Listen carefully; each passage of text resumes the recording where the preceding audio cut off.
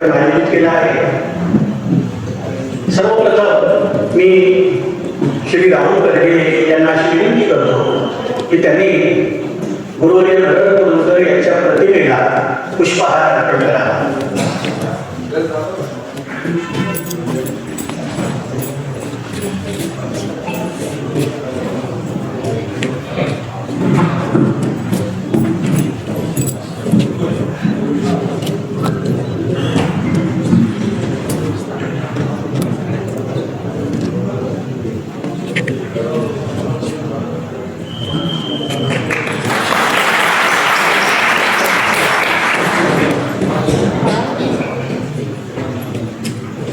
नरेंद्र कुरुंदकर प्रगत अध्ययन आणि संशोधन केंद्राचे अध्यक्ष प्राध्यापक दत्ता भगत यांना मी विनंती करतो की त्यांनी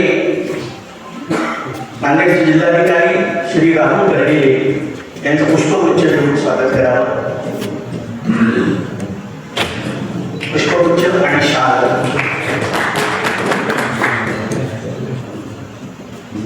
ग्रंथ भेट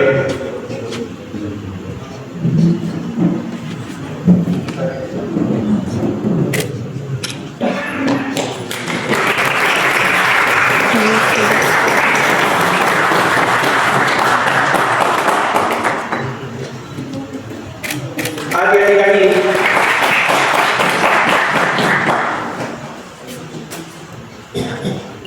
ते जरी आमच्यापैकीच असले तरी कार्यक्रमाच्या आचारसंहितेचा भाग म्हणून आम्ही त्यांचं स्वागत करतो।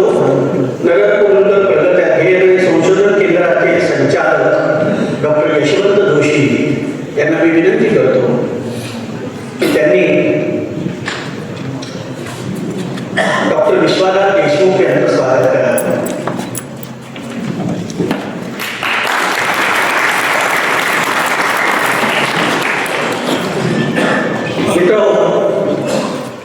सायन्स कॉलेजचं हे सभागृह उरणमल लाहोटी सभागृह ज्याचं नवं रूप आपण पाहतो आहोत।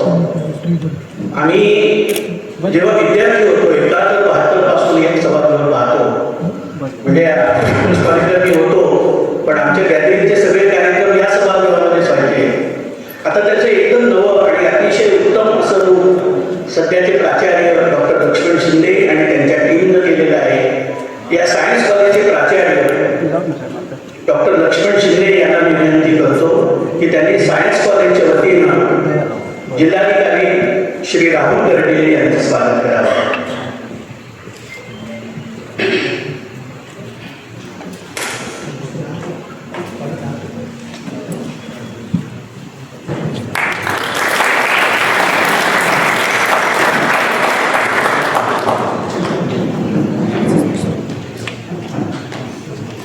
मित्रांनो, दरवर्षी गुरुवर्य नरेंद्र कुरुंदकर यांच्या स्मृती दिनानिमित्त आपण एक व्याख्यानमाला घेत असतो आणि सगळ्या नांदेडकरांना त्याचा परिचय झालेला आहे। हे 44वे वर्ष आहे आणि यावर्षी डॉक्टर आसाराम लोमटे यांची व्याख्यानं ठरलेली आहेत। मध्यंतरीच्या काळात डॉक्टर आसाराम लोमटे यांचे वडील मारुतराव लोमटे यांचं दुःखद निधन झालं, त्यामुळं व्याख्यानमालेच्या तारखा पुढे ढकलाव्या लागल्या।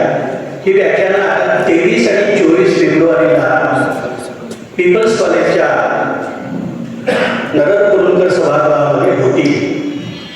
पण 10 फेब्रुवारीच्या दिवशी काय करायचं याचा विचार करत असताना आम्हाला असं वाटलं की नांदेडचे उपक्रमशील जिल्हाधिकारी त्यांनी सगळ्या क्षेत्रामध्ये विशेषतः सांस्कृतिक क्षेत्रामध्ये विशेष लक्ष देऊन काम केलेलं आहे आणि त्यांचा वाचनावर आणि वाचन संस्कृतीच्या प्रसारावर विशेष ध्यास आहे।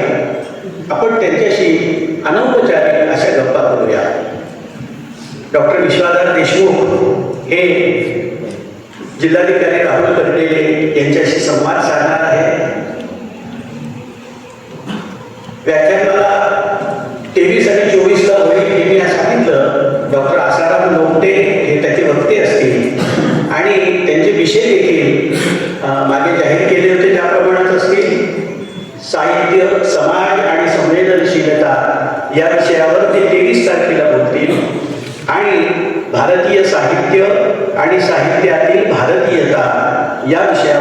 24 तारखेला व्याख्यान देणार आहे.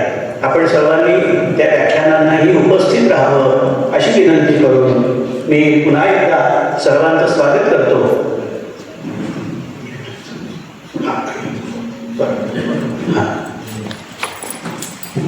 डॉक्टर विश्वनाथ देशमुख यांच्याकडे सूत्र सोपवण्यापूर्वी सायन्स कॉलेजमध्ये प्राध्यापक डॉक्टर सुनील कदम यांनी AI च्या मदतीनं एक कुरुंदकरांवरचं गीत तयार केलेलं आहे. ते गीत आपल्याला आता ऐकवण्यात येईल. डॉक्टर सुनील कदम येत आहेत. महाराष्ट्राची शान त्यांच्या लेखनाचा आम्हा अभिमान. महाराष्ट्राची शान त्यांच्या लेखनाचा आम्हा अभिमान. महाराष्ट्राची शान त्यांच्या लेखनाचा आम्हा अभिमान. नांदेडच्या मातीत जन्मले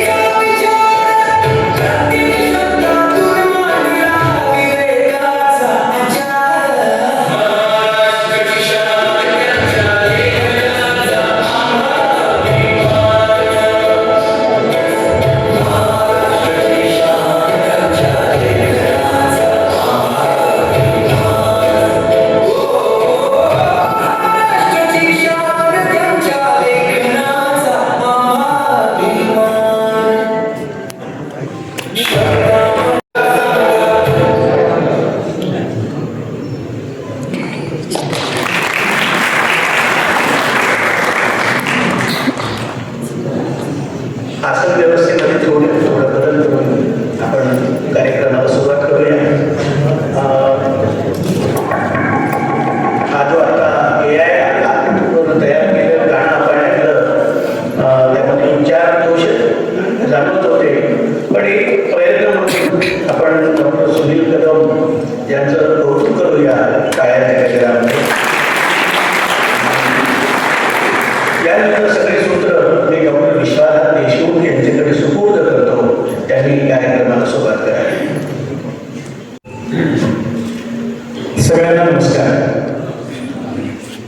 AI ते AI असा आपला सगळा प्रवास आहे आणि आताचा हा जो प्रवास आहे या प्रवासालाच आपल्याला पुढे घेत जायचं. असं म्हटलं जातं की साधारणतः 13 अब्ज वर्षांपूर्वी सृष्टीचा जन्म झाला. त्यानंतर काही अब्ज वर्षांनी पृथ्वी जन्माला आली.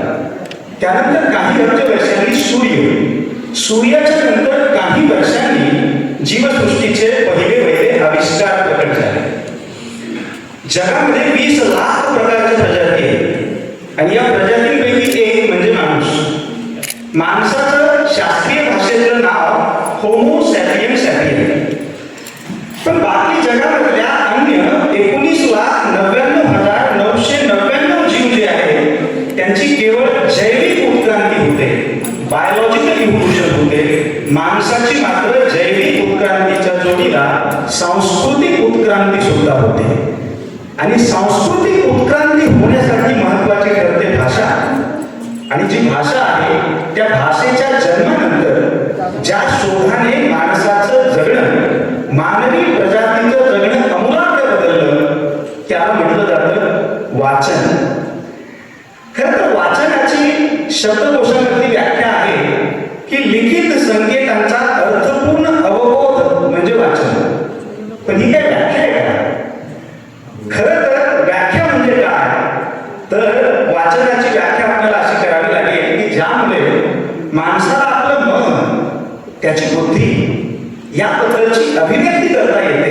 थोडक्यात आपला मेंदू हा कागदावरती काढून ठेवता येतो आणि काळी शाईमध्ये मिसळता येतं आणि या दोन्हींचा समन्वय आपण वाचू शकतो.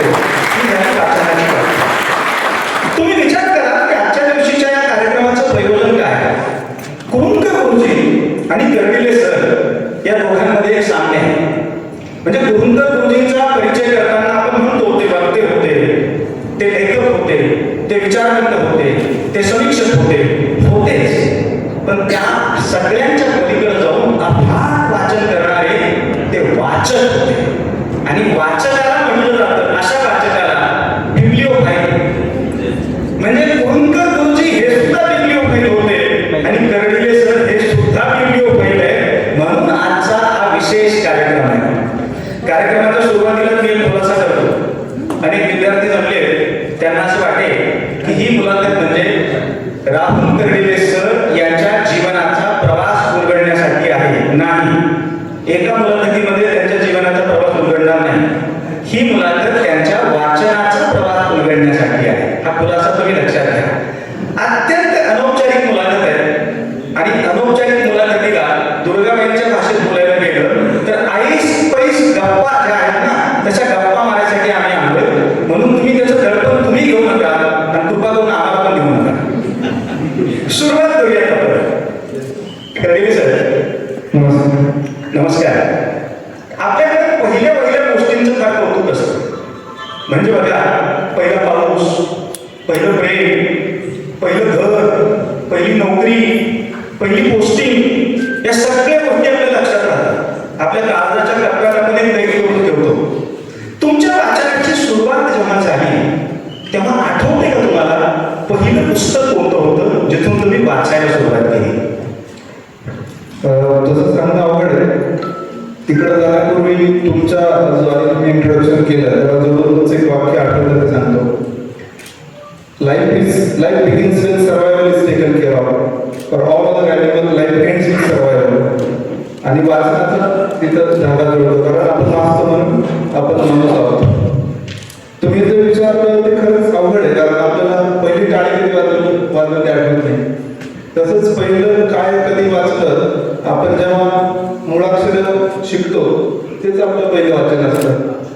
आणि त्यामुळे तसं सांगणं कठीण आहे, पण एकदम क्लिअरली जे आठवतं मला एक पुराणातील कविते जमली माझं पुस्तक जे मी लहानपणी वाचलं आणि ते खूप एन्जॉय केलं. कारण आपण आध्यात्मिक गोष्टी वेगळ्या परिप्रेक्षामध्ये वाचतो. जरा त्या कदाचित आपल्याला बोध वाटू शकतात किंवा, पण हे पुस्तक असं वेगळं होतं की ज्यामध्ये ज्या पुराणातल्या अनेक गोष्टी आहेत ज्या फार विनोदी पद्धतीने मांडल्या जातात. त्यामुळे ते खूप दिवस मला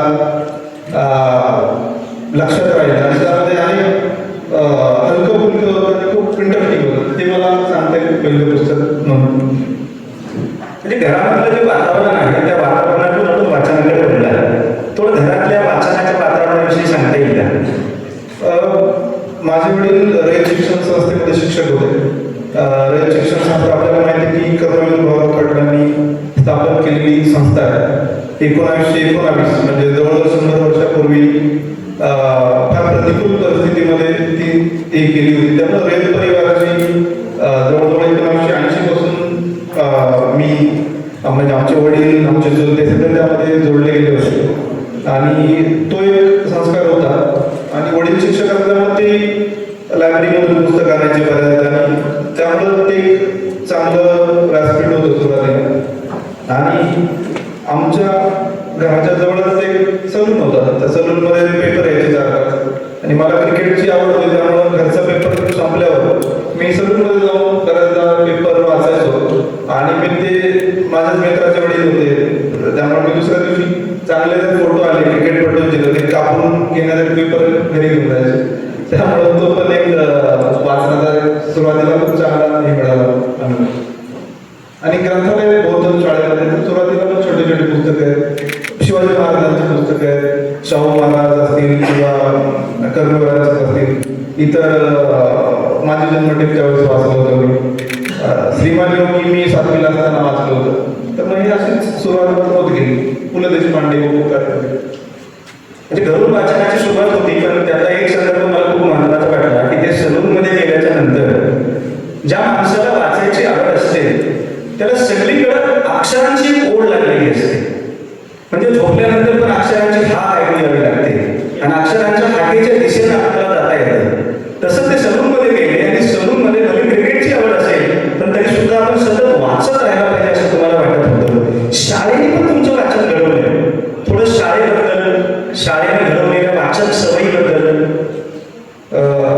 म्हटलं की जिथं जिथं काही वाचणी असेल ते खरंच वाचायला मजा येते. प्रवास करताना असं पूर्ण ट्रक जरी असेल ट्रकच्या खाली पण तो पेट्रोल पुढे लिहिले असतात, तो पण मला छंद आहे. बऱ्याचदा काही चांगलं असलं की मी फोटो काढून मला मित्रांना पाठवतो की काही चांगल्या कविता किंवा काय काय असतात भारी गोष्टी. त्यामुळं जे जे वाचता येईल ते सगळं वाचलं पाहिजे. आणि शाळेच्या बाबतीत म्हटलं तर खूप चांगले शिक्षक मला सुदैवाने भेटले आणि शाळेमध्ये मी ठीकठाक विद्यार्थी होतो, म्हणजे फार एक्सलंट नव्हतो. पण बऱ्याचदा अवांतर काही वर्ग असेल तर मग ते प्रश्न विचारायचे, एखादा वेगळा विषय घ्यायचा आणि मग याचं उत्तर तुम्हाला माहिती आहे का असं वर्गात ते विचारायचे बऱ्याचदा. आणि अवांतर वाचन बऱ्याचदा पाठ्यपुस्तक सोडून नसायचं बऱ्याच मुलांचं, तर मग मी बऱ्याचदा सांगायचं उत्तर. तर मग ते कौतुक जेव्हा व्हायचं तेव्हा वाटायचं की नाही आपण करतोय ते काहीतरी वेगळं आहे आणि त्याला ॲप्रिशिएशन आहे. त्यामुळे अजून ती गोष्ट चांगली वाढत गेली. आणि एक मला आठवतंय मी म्हणजे माझी 10वी झाली होती, मला सुट्ट्या होत्या जवळ 2 महिन्याच्या काळामध्ये. आणि तेव्हा आपल्या मनात यायला आपल्याला काय करायचं करिअर. तर मी नक्की असं काही केलं नव्हतं, परंतु MPSC UPSC असं परीक्षेबद्दल ऐकलं होतं आणि माझे काही मामाचे मुलं वगैरे त्याची तयारी करत होते. एक दिवस त्यांचा पेपर झाला होता फिलिप्सचा आणि आमच्या घराच्या त्या अभ्यासाला बसायचे, तर तो पेपर घेऊन ते आले आणि ते चालत होते की काय काय आले आणि काय लिहिले आपण होतं. तर मग मी पण म्हणतो मला पण दाखव काय, मी 10वीलाच होतो. मग ते म्हणते अरे खूप अवघड परीक्षा आहे आणि बघू काय इतिहास बोलत आहे म्हणतो, मला पण आता आवडीचे विषय माझ्याकडून.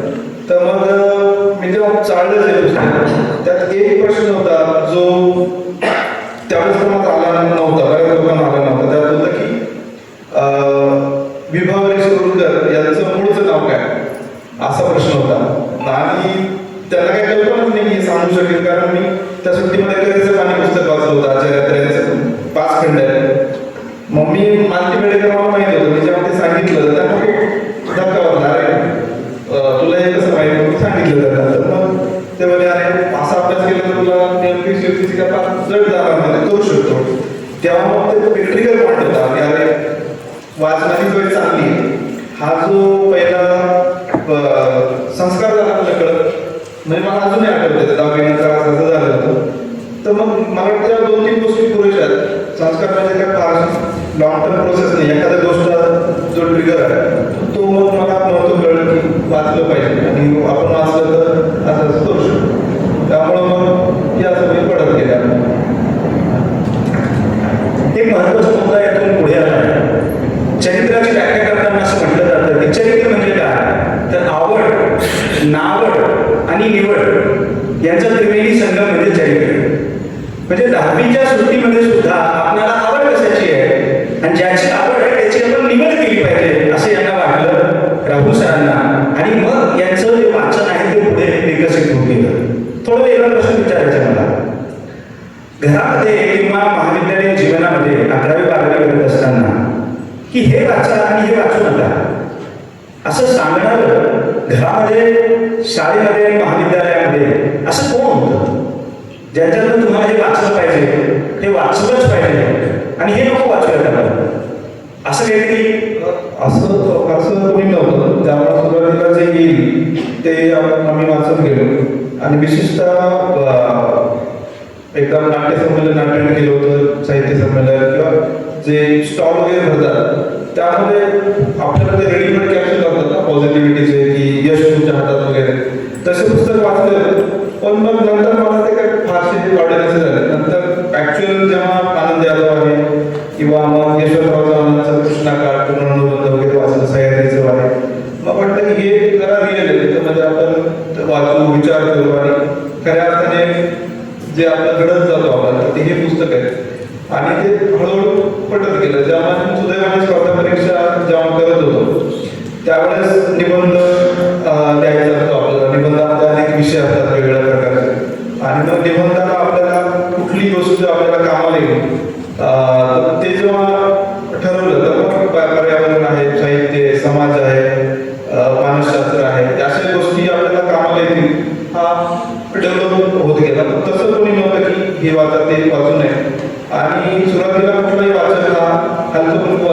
स्टार्ट करतो.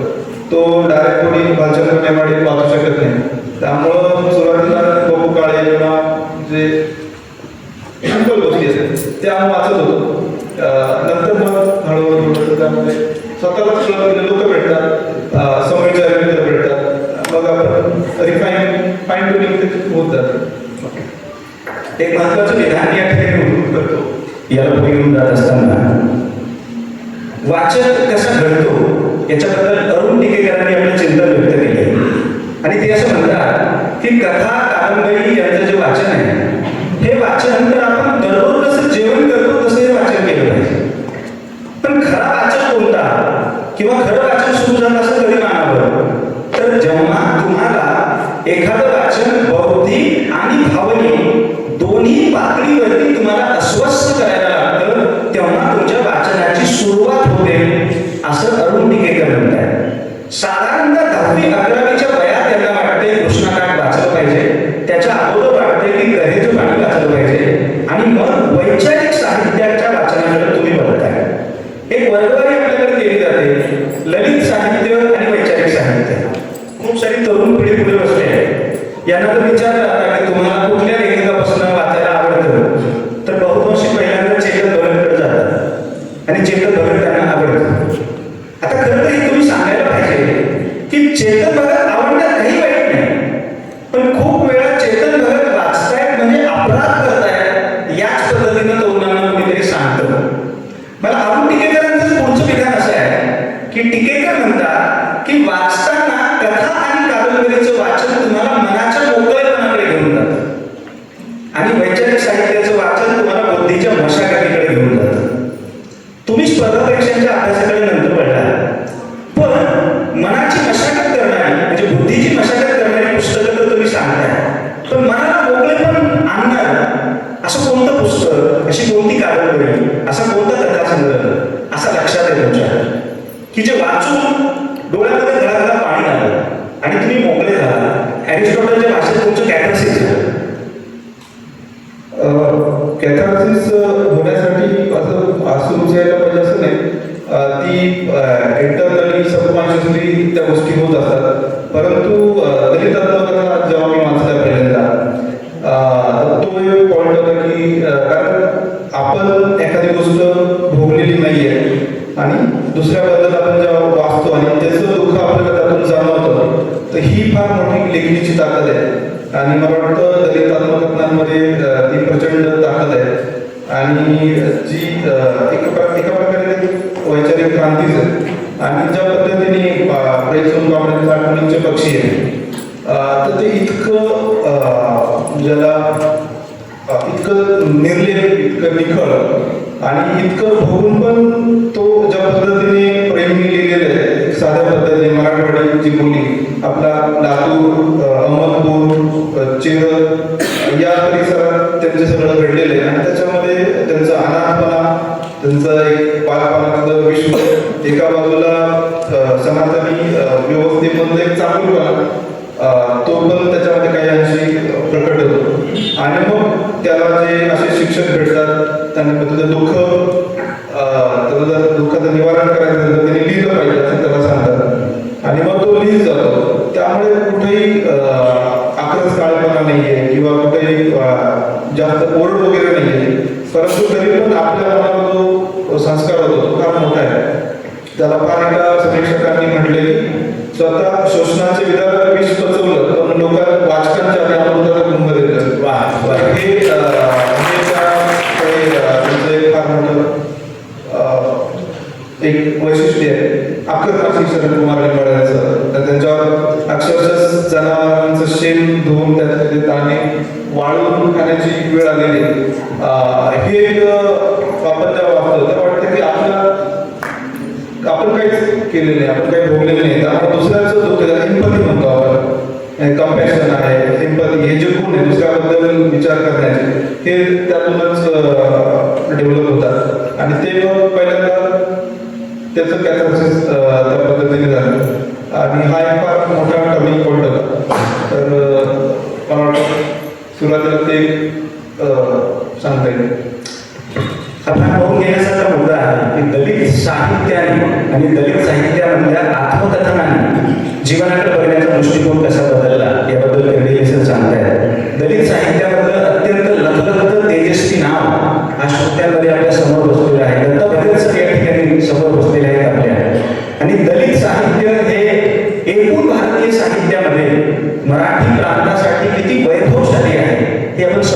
घेतलं पाहिजे. दलित साहित्य तुम्ही वाचत होता, थोडा वेगळा प्रश्न विचारतो मी. हे सगळं वाचून जेव्हा तुमचं झालं तेव्हा तुम्ही जेव्हा पदवीचं शिक्षण घेत होता, मला वाटतं न्यू आर्ट सायन्स कॉलेज जे रेसिडेन्शियल, त्या कॉलेजमध्ये तुम्ही शिक्षण घेत होता. या तुमच्या वाचनानं तुमची भाषा घडवण्याचं काम केलं का? वाचनातून तुमची भाषा घडत गेली का? उत्तर लेखनासाठी जी भाषा लागते, अभिव्यक्तीसाठी जी भाषा लागते, आता वळून बघताना तुम्हाला वाटतं का की या वाचनातून तुमची भाषा पण घडत गेली? नक्कीच भाषा घडवायची असेल तर वाचन हा सगळ्यात महत्त्वाचा आणि पहिला उपाय आहे. त्यामुळं आपण जे वाचतो आणि आपल्याला असं वाटतं की आपण पण असं लिहिण्याचा प्रयत्न केला पाहिजे, त्यामुळं निश्चितपणे त्याचा मला फायदा झाला. फक्त UPSC साठी जी काय भाषा आहे ती भाषा आणि साहित्याची भाषा यात फार फरक आहे. UPSC मी म्हटलेलं आहे की तुम्हाला रिलिव्हंट, मिनिंगफुल आणि सक्सेंट म्हणजे अर्थपूर्ण, संक्षिप्त तुम्हाला लिहायचं आहे, समर्पक लिहायचं आहे. त्यामुळं ते फार काटेकोर लिहायला लागतं. साहित्याची भाषा ही थोडी अलंकारिक असते आणि त्याला एक वेगळा दर्जा जो की वैचारिक आणि ललितामध्ये फरक पडतो, तो फरक पडतो. त्यामुळं ती झाली पण मी काटेकोर वाटली की मला असंच लिहायचं आहे. मला जो कधी कधी गल्लत होते UPSCचा अभ्यास करताना आपण वाहवत जाऊन कधी कधी ज्ञानार्थी बोलतो आणि परीक्षार्थी कमी होतो. त्यामुळे खूप चांगले वाचक आणि खूप चांगले अभ्यास मुलं पण माझ्या मित्राचे दुर्दैव होऊ शकले नाही, कारण माझ्या डोळ्यात होतं की परीक्षा आणि हे असं लिहायचं मला. त्यामुळं तो एक काटेकोरपणा आवश्यक होता. त्यामुळे मी स्वतःला त्या चौकटीमध्ये बांधून घेतलं होतं. परंतु निश्चितपणे भाषा इम्प्रूव्ह वाचनाने होते 100%, याच्यामध्ये काय निर्वाद सत्य आहे. आणि दलित साहित्याबद्दल आपण आधी कॅथार्सिस कडून दलित साहित्याकडे आलो आणि आपण 2-3 आत्मकथनांबद्दलच बोललो. परंतु पुढं मग त्या नामदेव ढसाळ वगैरे वाचल्यानंतर मी अजून फार इम्प्रेस झालो. त्यांची शैली फार वेगळी होती. म्हणजे साहित्यामध्ये इतका भाषेचा मोडतोड केलेली त्यांनी, इतक्या प्रतिमा त्यांच्या आफट आहे, तर ते मी फार इम्प्रेस झालो त्यांनी. आणि इतकं लेअर म्हणजे आपण म्हणतो ना चेतन भगत किंवा इतर काय, ते सिंगल लेअर लेखन आहे. नामदेव ढसाळांचं जे लिखाण आहे ते फारच अफाट वाटतं मला नंतर. म्हणजे कविता त्यांच्या आहे की अशाश्वतलं तारांगण आणि संगीताच्या धारेवरील प्रेम, आयुष्य मला आत्ता कुठं आवडू लागलं. आता हे आपल्याला लगेच कळणार नाही काय म्हणायचं, परंतु त्याच्यामध्ये असा अभिप्राय आहे की जेव्हा दलित साहित्यामध्ये व्यक्तीचा प्रवास चालू झाला तर पहिला उद्देश काय होता की माणसाला माणूस म्हणून घडवायचा आपल्याला. ज्या माणसाला सत्ता, संपत्ती, प्रतिष्ठा मिळालेली नाही आणि तो सगळ्याच गोष्टीपासून वंचित आहे, आपल्याला एका लेवलला त्याला घेऊन जायचं आहे, हा त्यांचा दृष्टिकोन गोलपीठामध्ये जो 72ला लिहिला. त्यामुळे तिथं ते खूप ॲग्रेसिव्ह आहे, ती त्यांची स्टाईल आहे. परंतु जेव्हा हे ढसाळ 95ला पुढे गेले, मॅच्युअर झाले, ग्लोबलायझेशन 91ला झालं, त्यामध्ये जे डॉक्टर बाबासाहेब आंबेडकरांनी म्हटलं होतं की खेडी जोडा, खेडी अहंकाराची डबकी शहराकडे जा. त्यामुळे लोक अनेक शहरात आले होते जे गावगाड्यामध्ये दुर्दैवाने त्यांना तो सन्मान, सत्ता, संपत्ती, प्रतिष्ठा मिळाली नाही. त्यामुळे ते तिथं पोहोचले आणि तिथं पोहोचल्या क्षणीच इकडे ग्लोबलायझेशन नवीन अर्थात उदय झाला. त्यात सगळं नागवले गेले असं त्यांचं म्हणणं आहे.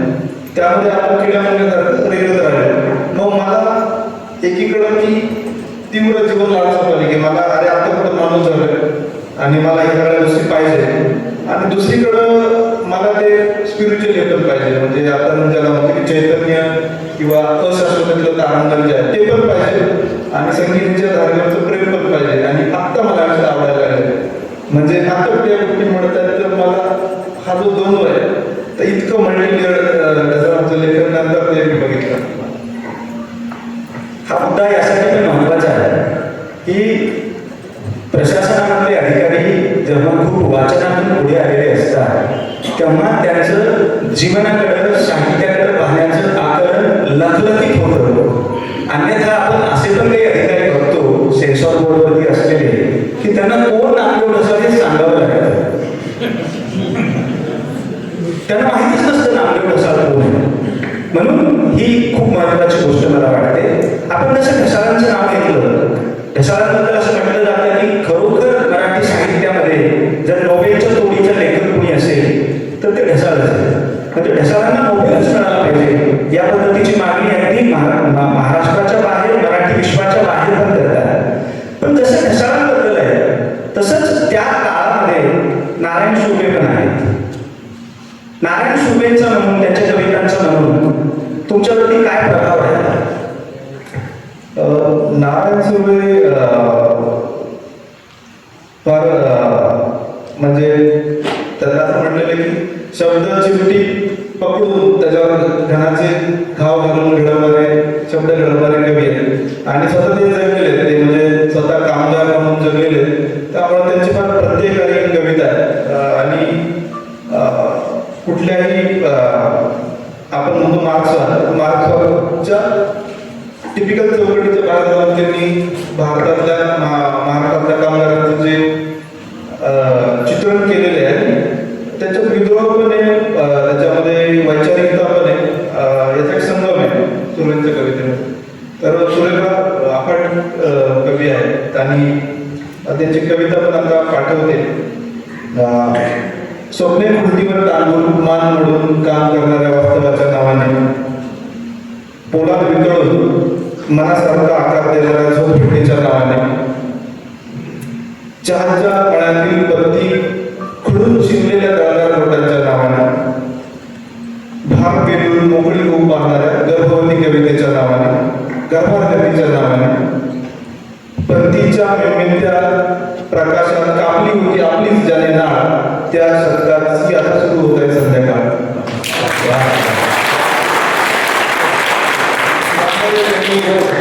म्हणजे सगळं कामगारांचं विश्वच उभं केलेलं आहे.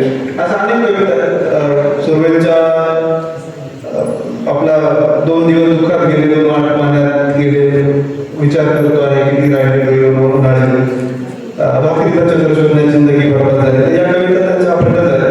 त्यामुळं त्या फार अपिलिंग आहे आणि असं पण म्हटलेलं आहे की जेव्हा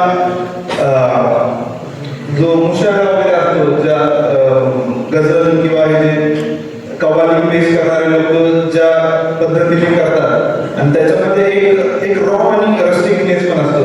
जसं क्लासिकल मैफिलमध्ये सगळंच याच्यामध्ये असतं, सगळ्या रिटर्नमध्ये, तसं या मुशायरा आणि कव्वालीमध्ये लोकांना बरोबर घेऊन जाण्याचं एक त्यांची रीत असते. त्यामुळे थोडासा एक रॉनेस आहे तो त्यांच्या याच्यामध्ये आहे. नारायण सुर्वेंच्या कवितेमध्ये ती फार भिडणारी कविता आहे. त्यामुळे ते पण माझे फेवरेट आहे. तसे पण खूप आहेत. पण आता आपण विषय निघाला सुरू. एक महत्वाची गोष्ट तर या ठिकाणी लक्षात घ्यायला पाहिजे की खरं तर यमक आणि अनुप्रासाने नटलेली कविता पाठवणं हा सोपं असतं. पण सुर्वेची अख्खी कविता या ठिकाणी कविते सरांनी, आणि तीही मला वाटतं त्यांनी महाविद्यालयीन जीवनामध्ये किंवा स्पर्धा परीक्षेच्या तयारीच्या काळामध्ये वाचली असेल की त्यांना अगदी पाठ झालेली आहे.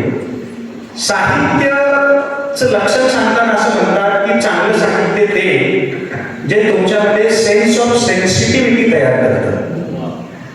ही जी सेन्सिटिव्हिटी आहे ना, ती कर्डिले सरांची कुठून आली याची मुळं जर आपण शोधत गेलो ना तर ती आपल्याला साहित्यामध्ये सापडते. तोडतो त्या सुरुवातीच्या एका कवितेत म्हटले की नव्या जगाला नवे जग कसं असेल, त्यामध्ये त्यांनी म्हटले की नव्या हवेलीला वळणावरून येताना ड्रायव्हर पण गाडी चालवत असेल. आपण आता रेकलेस जे गाड्या चालवणारे बघतो तो असा विचार त्यांनी मांडलेला आहे. सुर्वे भविष्यामध्ये सगळं जग खूप देखणं होईल, खूप चांगलं होईल या पद्धतीची एक आशा बाळगत होते. कधी कधीच त्यांना फक्त असं वाटत होतं की आम्ही जरा सस्ता बकर महान झाला, जिंदगीमध्ये पुरा अंधेर झाला आणि शब्दाला जागेल असा कोण आहे देवाला. सुर्वेंची दुर्दैवाने ही कविता खरी ठरली. ज्या कवितेचा उल्लेख तुम्ही केला ती कविता खरी ठरली नाही. पण आपण जिल्हाधिकारी म्हणून इथं आल्याच्या नंतर मला वाटतं आपल्या अखत्यारीमध्ये जेवढे काही असतील ना ते ड्रायव्हर मात्र नक्कीच गाडी हळूहळू आपण चालवली पाहिजे. कारण गर्भवती मागे बसलेली असते त्यांना नक्कीच वाटेल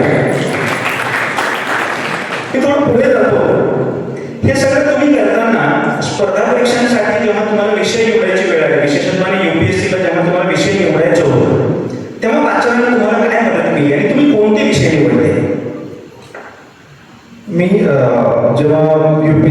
जायचं ठरवलं आणि दिल्लीला गेलो त्यावेळेस मला असं सांगण्यात आलं होतं की असे विषय आहे की स्कोरिंग आहे आणि लिटरेचर हा तेवढा स्कोरिंग असण्याची शक्यता कमी असते कारण त्याची मांडणी आणि नॅचरली फरक आहे गणित आणि साहित्यामध्ये त्यामुळं असे विषय काही मार्क पडतील म्हणजे जॉग्रफी आहे 120 मार्काच्या साईड्स पार्ट केले तर आपल्याला 120 मार्क पडतील असं आणि सायकोलॉजी जेव्हा स्कोरिंग होतं त्यामुळे जॉग्रफी सायकोलॉजी हे माझे चॉईस होते पण मी दिल्लीला गेलो आणि जवळजवळ मी 8 महिने राहिलो तिकडे 8-9 महिने परंतु मला ते वातावरण काय सूट झालं नाही म्हणजे आम्ही ज्या ठिकाणी राहतो तो एरिया असेल किंवा खाण्यापिण्याच्या बऱ्याचशा अडचणी व्हायच्या रेंट खूप जास्त होतं तर आणि त्याच सुमारास काही महाराष्ट्रातले मुलाखत द्यायला दिल्लीला आले होते त्यांचे मराठी लिटरेचर ऑप्शन होते त्यांच्याशी चर्चा केली तर ते म्हणले असं मी एक तासभर बोललो असेल तर त्यांना पण वाटलं की तू करू शकशील असं त्यांनी मला सांगितलं मग मी इकडं आलो परत पुण्यामध्ये आलो आणि थोडा सिलेबस वगैरे पेपर बघितले होते आणि मग वाटलं की करू शकतो आणि मग तो घेतला परंतु याला आधीचा जो आहे आपण ज्याला म्हणतो ना संचित आपलं कल्चरल कॅपिटल आणि आधी कुठलाही हेतू ठेवून नव्हतं वाचलेलं पण ते असं वाटलं की आपल्याला कामाला येईल त्यामुळे त्याचा आपसुकच फायदा झाला म्हणजे युपीएससीच्या परीक्षेसाठी सरांनी मराठी साहित्य हा विषय ऑप्शनल म्हणून निवडला पहिला जॉग्रफी होता बिलकुल पहिला जॉब आणि दुसरा साहित्य त्यात मराठी साहित्य मला ही यासाठी सांगितलं पाहिजे आपण सायन्स कॉलेजमध्ये बसतोय हे सायन्स कॉलेजचं सभागृह आहे पण आता एकंदरीत विशेषत्वाने एनईपीच्या नंतर भाषा आणि त्या भाषेच्या साहित्याचं काय भविष्य आहे भाषा या विषयाला आता भविष्यच काय राहिलं या पद्धतीचा एक उपयुक्त आणि दृष्टिकोन हा वेगळा पुढे म्हणजे साहित्य शिकून काय आहे साहित्य वाचून काय आहे असं ज्यांना ज्यांना वाटतं त्याच्यासाठी ही नोंद आपण जे सांगितलेली आहे विषय निवडीची ऑप्शनल विषय निवडीची ती महत्वाची असं मला वाटतं बिलकुल ऑप्शनल निवड हा एक फार छोटा पार्ट झाला कारण किती 40-50 लोक लिहित असतील ऑप्शनल आपल्या शेकडो कोटीच्या देशामध्ये पण त्याचे भाषेचे फायदे त्याच्या पलीकडे खूप आहे भाषा आणि साहित्य जर आपण वाचलं तर त्याच्यातून इतिहास समजतो भूगोल समजतं मानसशास्त्र समजून घ्यायचं असेल समाजशास्त्र समजून घ्यायचं असेल इंडोलॉजी सारखे मानववंशशास्त्र असेल तर साहित्यामध्ये सगळ्या गोष्टी दडलेल्या असतात फक्त आपण कुठल्या प्रकारचं साहित्य वाचतो त्याची वर्गवारी करून त्या पद्धतीने जर बघितलं तर साहित्यामुळे आपल्याला सगळी समज वाढते त्यामध्ये मला असं वाटतं की साहित्य सगळ्या ह्युमॅनिटीचा संगम आहे एका प्रकारे आणि तसे अनेक लोकसाहित्यामध्ये खूप साऱ्या गोष्टींचे आपल्याला दाखले देता येतील आपण जर म्हटलं की मोहनजोदडोचा शोध लागला त्यावेळेस ते तिथले लोक साहित्यामध्ये ते मड्यांची टेकडी म्हणायचे ही मड्यांची टेकडी त्यांना माहित नव्हतं काय झालेलं आहे कधीतरी झालं असेल आणि लोकसाहित्य जसं एका पिढीकडून दुसऱ्या पिढीकडं त्याचं संक्रमण होत जातं तसं आणि त्याच्या मागचा कार्यक्रम नाव नसतो फक्त मड्यांची टेकडी त्याला नाव पडतं तर ती मड्यांची टेकडी सगळे म्हणायचे नंतर तिथं खरंच एक संस्कृतीत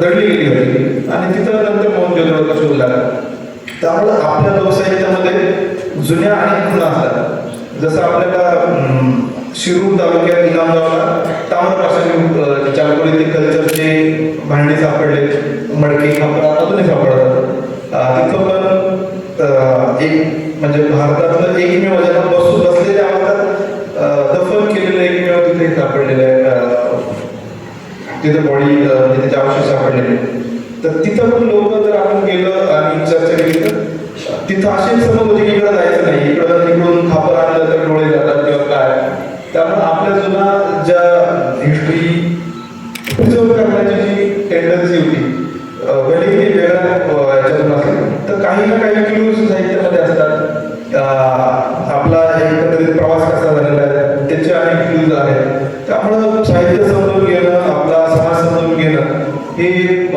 खूप महत्वाचं आहे आणि जसं आपण लाईफ जगायचं असेल तर पैसे लागतात पण ते चांगलं जगायचं असेल तर कल्चर लागतं आणि कल्चरचा सगळ्यात महत्वाचा जो गाभा आहे तो भाषा आणि संस्कृती आहे.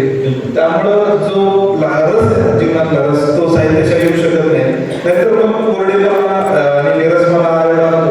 तर ते साहित्याची जर तुम्हाला आवड असेल ना तर असे खूप क्षण येतात तुमच्या लाईफमध्ये जे वाटतं अरे जे आपण म्हणतो ना असे जे क्षण असतात अरे काय भारी गोष्ट आहे किंवा काय सुंदर काय छान लिहिलंय आणि त्यावेळेस जो आनंद आहे ना तो शब्दात आपण वर्णन नाही करू शकत.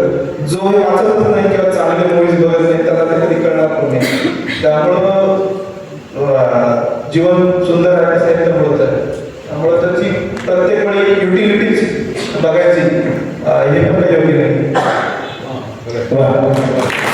म्हणजे अवधूत परळकरांनी एक मत असं मांडलं होतं वाचन संस्कृतीची झाडाझाडी घेत असताना की विशेषतः 1991 नंतर उपयुक्तता नावाचं एक मूल्य आपल्या जगण्याच्या केंद्रस्थानी असं आलं की प्रत्येक गोष्टीचं हे करून उपयोग काय हे आपण तपासून बघायला लागलो. संजय जोशी समोर बसलेले आहे, चांगलं गाणं ऐकून काय फायदा आहे, चांगलं पुस्तक वाचून काय फायदा आहे, चांगली पेंटिंग करून काय फायदा आहे. म्हणजे कशाचाही फायदा आपण बघायचा आणि तोही त्याच्या त्या भौतिक फायदा आपण बघायचा. तर या फायद्याला हाती काही लागत नाही. एक नोंद निष्ठून जाईल म्हणून केवळ पुस्तकांचं वाचन महत्वाचं नाही, लिखित साहित्याचं वाचन महत्वाचं नाही, लोकसाहित्याचं वाचन पण तितकंच महत्वाचं आहे किंवा लोकसाहित्य समजून घेणं पण तितकंच महत्वाचं आहे. असा एक महत्वाचा मुद्दा या ठिकाणी कर्डिले सरांनी सांगितलेला आहे. थोडं वेगळ्या प्रश्नाकडे तुम्हाला घेऊन जातो.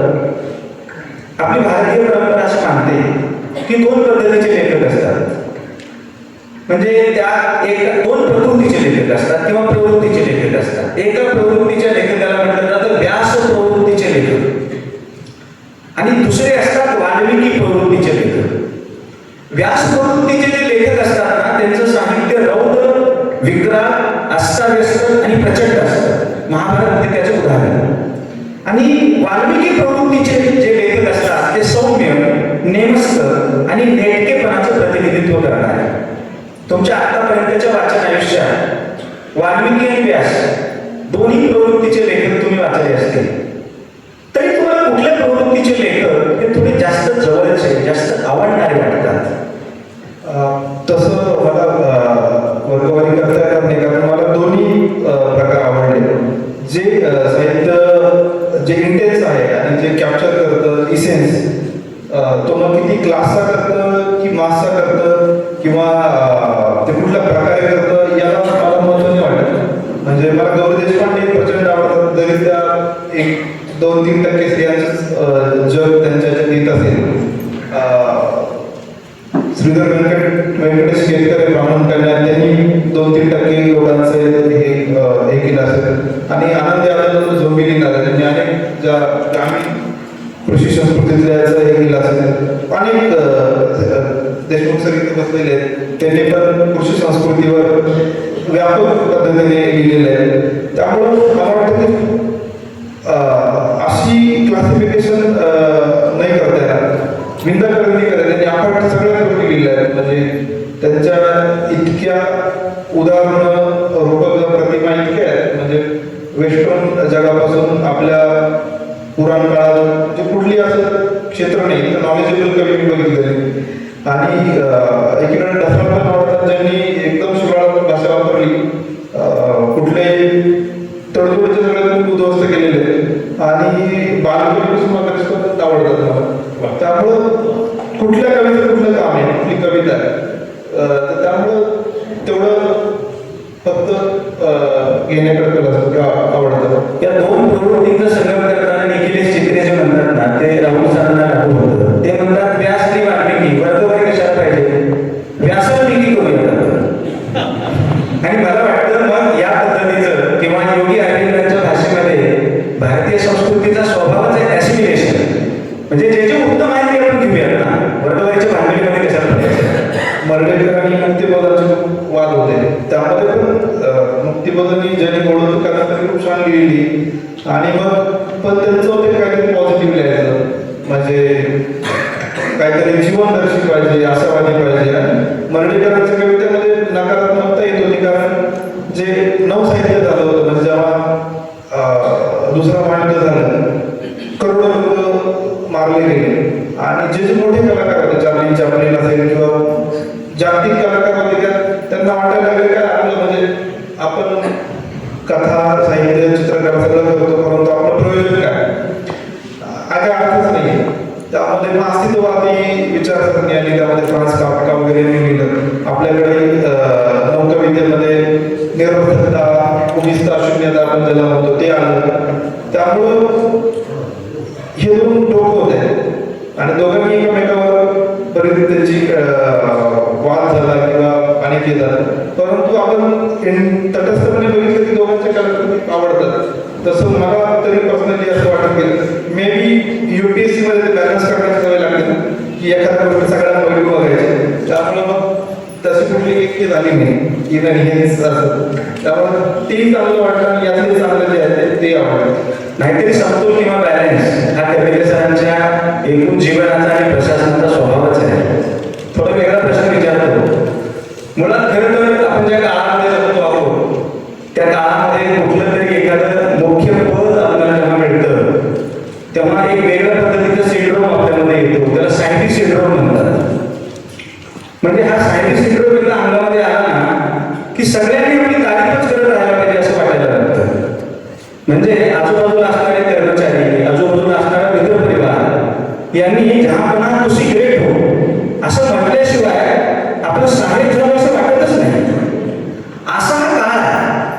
अशा या काळामध्ये जिल्हाधिकारी असून सुद्धा, साहेब असून सुद्धा साधेपणा, संवेदनशीलता, सौजन्यशीलता या सगळ्या गोष्टी तुमच्या विचारामध्ये, व्यवहारामध्ये इतक्या दिसतात.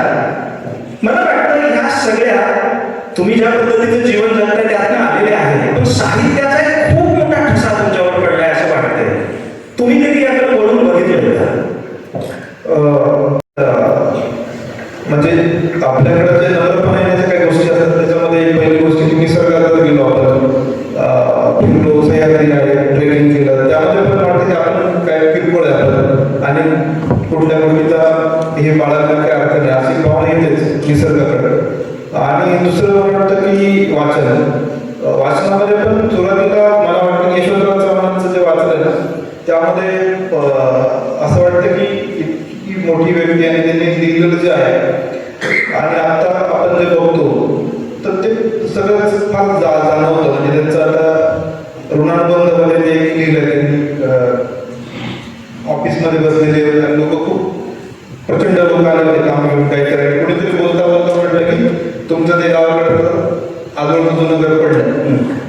तर ते म्हणे की मी काम करत होतो, लोकांना भेटत होतो, पण माझ्या डोक्यात ते जुनं घर आणि त्याच्या शेजारी ती कुलसुमदारी म्हातारी होती, मुस्लिम म्हातारी होती आणि तिथं मी ते सगळं मी त्याच्यावर हेच लिहिलं, धडाच लिहिला. तर इतकी माणूस संवेदनशील होते किंवा त्यांचा जो ह्याचा ऋणानुबंधामधला पहिला जो आईवर लिहिलेला जो लेख आहे त्याच्यामध्ये पण त्यांनी शेवटी म्हटलेले की आईचं निधन होतं तर तेव्हा त्यांनी म्हटलं की बाहेरचं मोठेपण किती मोठं असलं तरी घरातलं लहानपण हीच मोठं असतं. आणि जेव्हा आई जाते तेव्हा जुन्या पिढीला आपल्याशी जोडणारा एकमेव धागा तो गळून पडला आणि आपल्याला एका म्हणजे आपण वेगळ्या जगात आलो असा एक भाव त्यांना झाला. आणि त्यांना आठवलं की लहानपणी विठ्ठलाला ते जायचे आणि मग त्या आता म्हणे मी शासकीय फार तांजवामध्ये महापूजेला जातो मुख्यमंत्री म्हणून, परंतु लहानपणीला त्या गर्दीत जायचं आणि आईचं बोट धरून आणि मग आई म्हणायची की यशवंता बोट सोडू नको, घट्ट पकड तुळशील. तर आता असं वाटतं की ते बोट मोकळं आहे. माणूस तो लिहितोय मग तो किती संवेदनशील असेल किंवा किती. त्यामुळे मला वाचल्यामुळे तो खूप प्रभाव पडला. त्यामुळे असं वाटतं की त्या छोट्या छोट्या गोष्टी, किरकोळ गोष्टींचा आपण काय हे करायचं. मुळात यशवंतरावांची जडणघडण करण्यामध्ये सुद्धा त्यांना वाचनाने खूप मदत केली होती आणि यशवंतरावांनी वाचलं म्हणून यशवंतराव पण आंतरबाह्य बदलत गेले.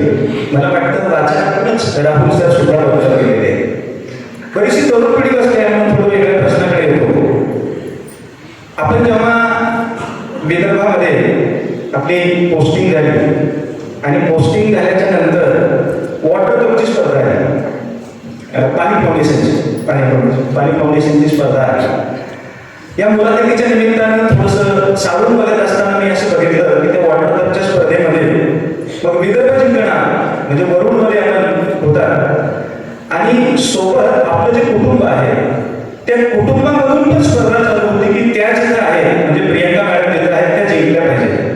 आणि म्हणून पाणी फाउंडेशनच्या युट्यूब चॅनलवरती या दोघांना वॉटर कपल असं म्हटलेलं आहे. वॉटर कपल अत्यंत उत्तम काम त्यांनी पाणी फाउंडेशनचं जे आहे त्या काळामध्ये यांनी केलेलं आहे. माझा प्रश्न त्याच्याशी निगडीत नाही. माझा प्रश्न असा आहे की पाणी फाउंडेशनने तुम्हाला वॉटर कपल म्हटलंय तसं ती रीडर कपल पण आहे.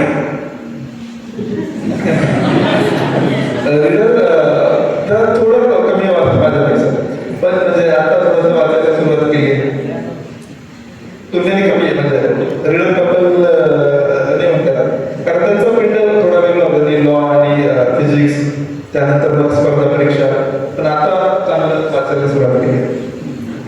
आणि जसं तिकडं वाचायला चालू झालंय तसं जो छोटा रणवीर आहे त्याला पण हळूहळू एक अक्षरांची ओढ लागली का फार लहान आहे तो, पण तरी सुद्धा तो वाचतो आम्ही, तो प्रयत्न करतो. आता ते कुमाऊंचं नरभक्षक पुस्तक आहे जिम कॉर्बेटचं, तर ते त्या गोष्टी खूप छान आहेत.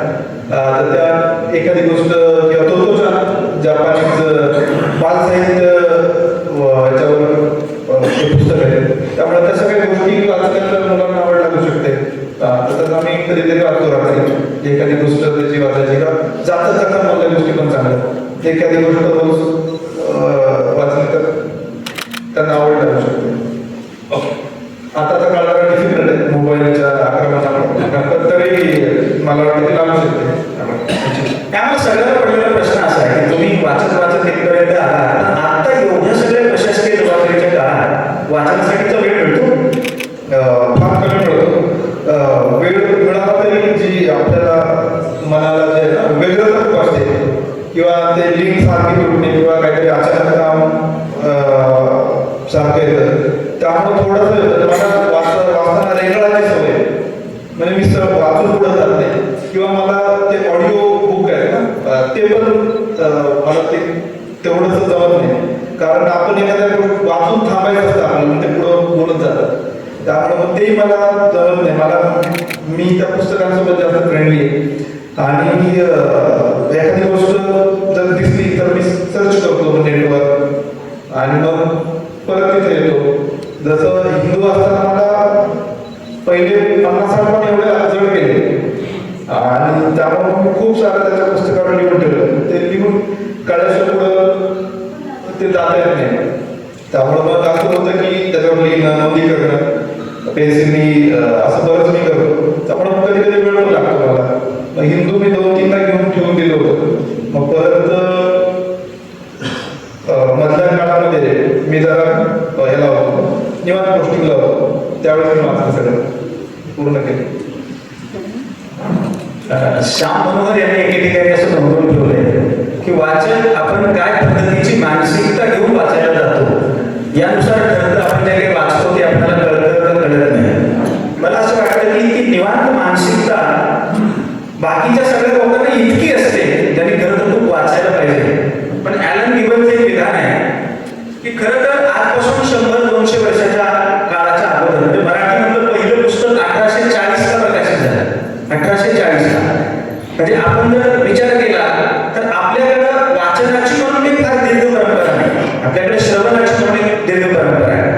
पण अपेक्षा होती टिळकांना, अपेक्षा होती बाबासाहेब आंबेडकरांना किंवा त्या काळातल्या लोकांना की नंतर आपलं वाचन खूप वाढत आहे, जशा सोयीसुविधा मिळतील तसं वाढत आहे. पण आता आपण बघतोय जितकं माणूस सुखवस्तू होतोय तेवढं वाचनापासून दूर जातोय. बरोबर. म्हणजे उत्तम घर त्यांच्याकडे आहे, त्यांना विचारावं लागतं पण ग्रंथालयाची जागा कुठे आहे, अशी ही परिस्थिती आहे. अशा परिस्थितीमध्ये मला वाटतं म्हणजे जे वाचन आहे ते वाचनाकडे वळलं पाहिजे लोकांनी. याच्यासाठी कुठली महत्वाची गोष्ट आहे आताच्या काळात, काय करणं महत्वाचं? फारच अवघड प्रश्न आहे, कारण हे चॅलेंज आम्ही पण फेस करतोय. अलीकडच्या काळामध्ये मोबाईलचे आक्रमण जे झालेले आहे आणि रील्स सगळ्यात मोठं डिस्ट्रॅक्शन आहे. त्यामुळे आपण आपल्या मेंदूवर एवढा बॉम्बार्डमेंट माहितीचं होतंय आणि लगेच पुढे जाण्याचं जे आपल्या ब्रेनला सिग्नल मिळतो, आपण परत बघतो, पुढचं बघतो. वाचनात कसं थोडा संतपणा आहे. एखाद्या गोष्टी रजिस्टर्ड जेवढी व्यवस्थित होतं तेवढी रिट्रायवल पण त्याचं चांगलं होतं. त्यामुळं ही लक्षात कुठली गोष्ट राहत नाही, आपल्याला बॉम्बार्डमेंट जास्त होते. वेगळता ही जी आहे ती ब्रेनची वाढते. त्यामुळं खरी मोठं गोष्टी व्हेरीफाय करण्याचं कुठलं मेकॅनिझम त्याच्यामध्ये नाही आहे. तर हे जरा डिफिकल्ट काळ आहे. परंतु जसं मी सांगितलं की छोटे छोटे जर काय आपण एखादं पानं वाचलं, थोडं वाचलं, एखादं आर्टिकल वाचलं, तर हे हळूहळू करावं लागेल. मी प्रयत्न काही प्रमाणात केले. मी चंद्रपूरला होतो त्यावेळेस जवळजवळ 500 शाळांमध्ये आम्ही लायब्ररी केली. त्यामध्ये वर्ध्याला 104 शाळांमध्ये ग्रंथालय बजाजकडून आम्ही हे घेऊन केलं. आणि मग साहित्य संमेलनाला पण आम्ही असं केलं होतं की मुलांना कथा, जे पुस्तक वाचून जे काही लिहाल ते लिहा, कविता लिहा, कथा लिहा, कसं किती खराब लिहा, काही लिहा, त्याचं ते खूप काम पाहिजे. आम्ही ते बाल साहित्य कट्ट्यावर पब्लिकेशन केलं होतं, जेणेकरून 2-5-10% जे काय मुलं वाचतील ते वाचतील. परंतु वाचून लिहायला जर लावलं तर थोडं अजून थोडंसं भी होईल, विशेषतः शाळांमध्ये. तर तो विचार चालू इकडं असं काही करण्याचा तसं प्रयत्न करायला होतं. म्हणजे भौतिक संपन्नता येईल, पण त्याला एक सांस्कृतिक समृद्धी आपण म्हणूया, ती येण्यासाठी वाचनाकडे वळायलाच लागेल. 100% वळावं. मला एका सर्बियन कादंबरीकाराचं विधान आठवतं की तो असं म्हणतो की जोपर्यंत या जगात बंदूकधारी सैनिकांपेक्षा पुस्तक वाचणाऱ्या वाचकांची संख्या जास्त आहे, तोपर्यंत जगातल्या मानवी सभ्यतेला धोका नाही. पण आता मला वाटतं दिवसेंदिवस की ही सभ्यता संकटात आली असं आपल्याला वाटण्यासारखी परिस्थिती आहे. थोडा वेगळा प्रश्न तुम्हाला विचारतो की आपण जेव्हा वर्ध्याला होता तेव्हा साहित्य संमेलनाच्या आयोजनामध्ये आपली अत्यंत महत्वाची भूमिका होती. बऱ्याच वेळा असं बोललं जातं की आपण ज्या ज्या जिल्ह्यामध्ये जातात तिथे साहित्य संमेलन होतं आणि ते संमेलन फार यशस्वी होतं. 90व्या साहित्य संमेलन आता झाले, 100व्या साहित्य संमेलनाची चर्चा चालू झाली आहे. आपण नांदेडचे जिल्हाधिकारी आहात आणि आपण इथे असताना तिथे साहित्य संमेलन फार यशस्वी होतं असं म्हटलं जातं. याचा अर्थ असा हे 100व्या साहित्य संमेलन आहे ना, इतके दिग्गज साहित्यिक नांदेडमध्ये आहेत. 2 अत्यंत मोठे कादंबरीकार, 2 मोठे कवी, वैचारिक साहित्यामधला ज्यांना दीपस्तंभ म्हटलं पाहिजे असे शेषराव मोरे सर आहेत, सिद्धार्थ देशमुख सर आहेत, मनोज बोरगावकर आहेत, साहित्यिकांचे नगरी दत्ता भगत सर आहेत. तर 100व्या साहित्य संमेलन नांदेडमध्ये, कारण राहुल कर्डिले सर हे या ठिकाणचे जिल्हाधिकारी आहेत. अशा पद्धतीचं काहीतरी स्वप्न बघायला काही हरकत आहे का आम्हाला? खूप चांगलं आहे. माझा रोजगार फार कमी असतो, पण मला झालं तर हे सगळ्या मंडळींकडून मला आनंद होईल.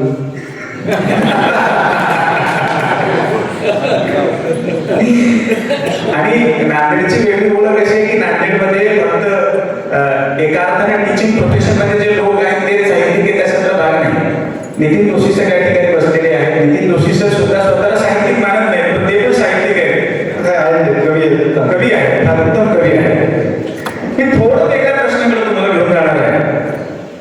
तो प्रश्न या पद्धतीचा आहे की ई बुक जेव्हापासून आले तेव्हापासून जी पुस्तक संस्कृती नावाची जी गोष्ट आहे ती धोक्यात आली असं मानलं जातं.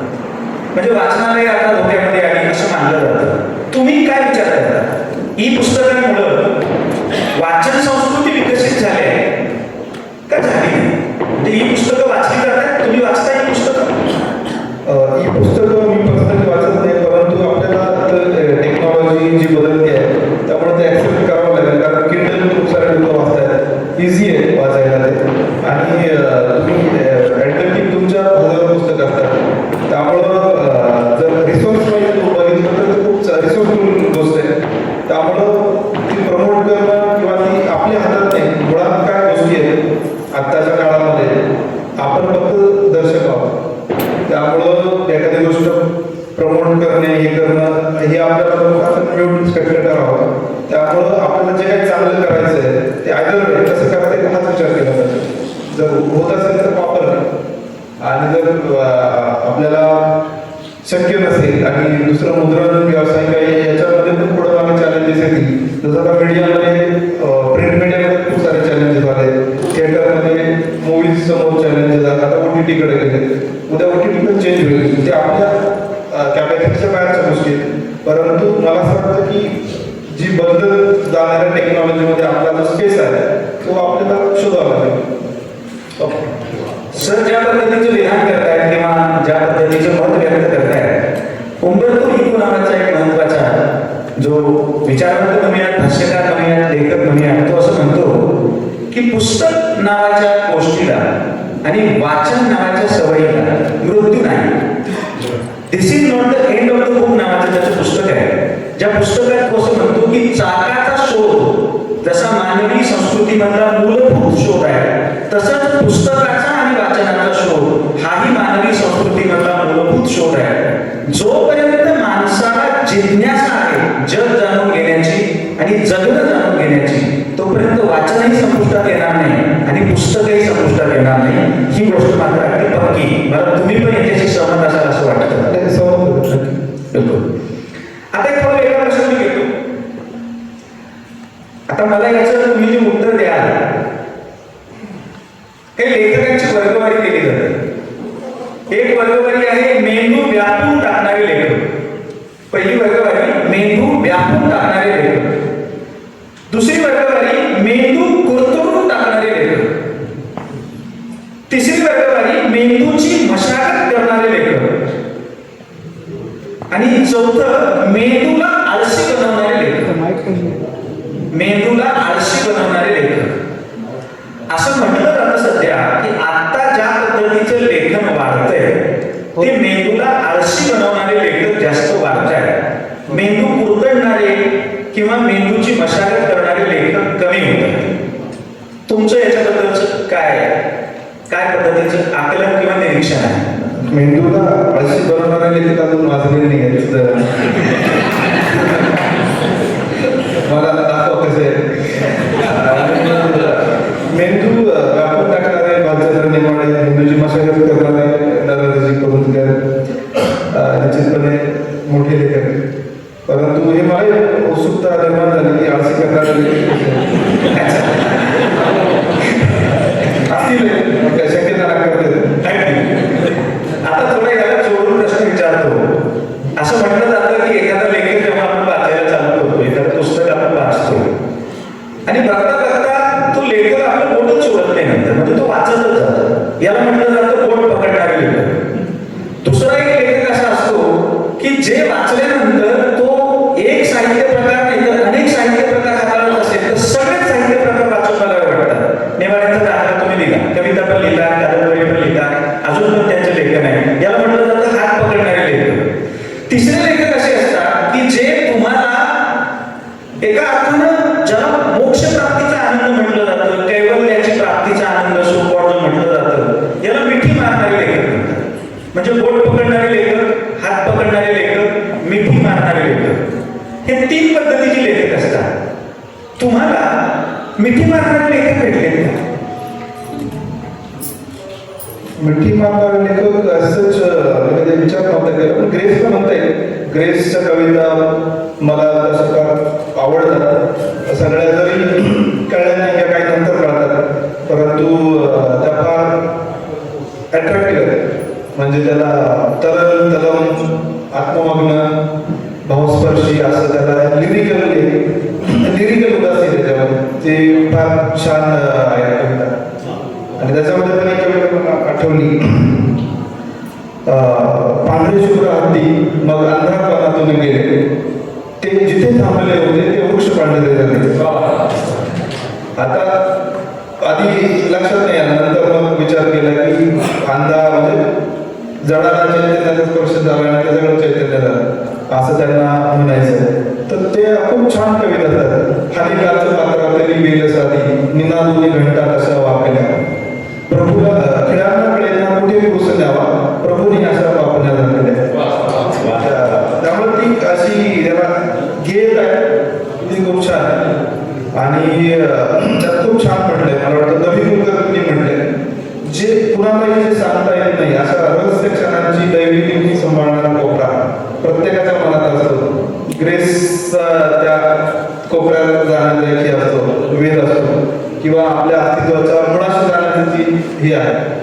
त्यामुळं जी उदासी आहे ती ग्रेसच्या कवितेमध्ये आहे आणि जी उदासी कुठल्याही भौतिक अभावामुळे नाही आलेली किंवा आर्थिक विवंचनेतून आलेली नाही ती आदिम आहे आणि मग आपल्या मानवी देहाला चुकून आलेली उदासी. तर ही उदासी पण भारी असते.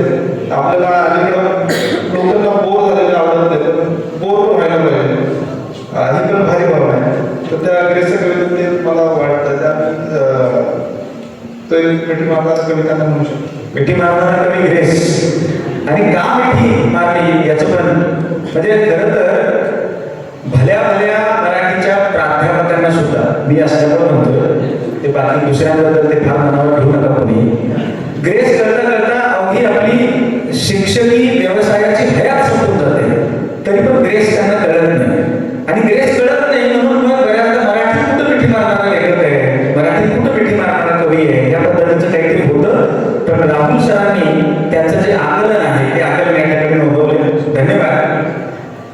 याला जोडून असणारा थोडासा वेगळा प्रश्न आहे. तो वेगळा प्रश्न या पद्धतीचा आहे.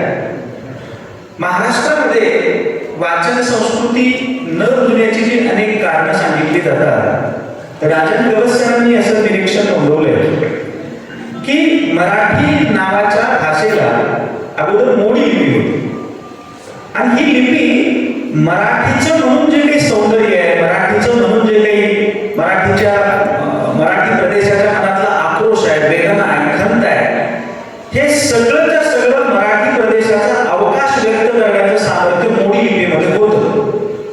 पण मराठीनं मोडी न स्वीकारता मराठीला काहीशी दूरची असणारी देवनागरी स्वीकारली. या कारणामुळे सुद्धा जो मराठीचा वाचन संस्कृतीचा विकास आहे तो नीटपणानं होऊ शकला नाही, असं एक निरीक्षण त्यांनी आपले वाङ्मय वृत्त जे आहे सतीश काळसेकरांचं त्याच्यामध्ये नोंदवलेलं आहे. तुम्हाला असं काही वाटतं का? गवसकर जे म्हणताय की मोडी लिपीच्या ऐवजी देवनागरी स्वीकारली आणि देवनागरीनं जे काही मराठीतलं होतं ते पकडण्यामध्ये देवनागरी काहीशी अक्षम ठरली किंवा पुरेशी नाही ठरली. मला असं वाटतं की आपण प्रमाण भाषा जास्त फोकस केली हा एक असू शकतो. कारण कुठल्याही भाषेचा जो मेन गाभ आहे तो लवचिकता, साधेपणा, सोपेपणा आहे. प्रमाण भाषेमध्ये जर आपण खरंच बोलायला लागलो तर जड आणि दुर्बोध वाढू शकतात. हे जर आपण तुम्ही कोल्हापूरची भाषा घेतली किंवा ऐराणी वाढली तर त्या भाषेमध्ये गोडवा आणि सौंदर्य आहे आणि ते आपण जसं मागं आपले साळुंखे सर म्हणले होते की एक भाषा अकादमी केली पाहिजे आणि या सगळ्या गोष्टींना सर्टिफाय केलं पाहिजे. म्हणजे आपण परीक्षेत नाही शब्द लिहिला तर त्याला कुठलं लिंग्विस्टिक न्यूनगंड डेव्हलप होता कामा नये, याच्यामुळे जास्त हानी झाली. आणि मोडी लिपी तर छान होतीच. म्हणजे मोडी लिपीमध्ये जर आपण ते जुने काही ट्रान्सलेटेड जर काही पत्र बघितले किंवा शिवाजी महाराजांची भाषा किती छान आहे.